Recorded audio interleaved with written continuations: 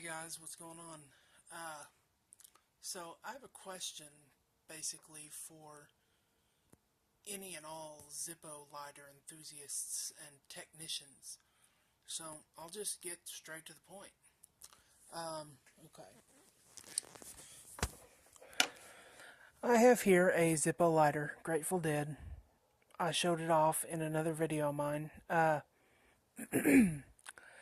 I am trying to get a bigger flame. I like big flames. I hate the wimpy ones. Wimpy ones suck. My flint, I think, seems to be good. I really don't know how to tell if a flint is bad or not by looking at it. Full of Zippo fluid, Roncinol. Don't know if you can see, but I've pulled the wick up quite a bit. Practically almost to the top of, level with the deal. But when I light it, still kind of a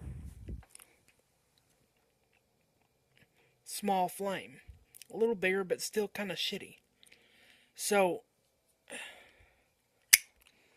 what do I need to do?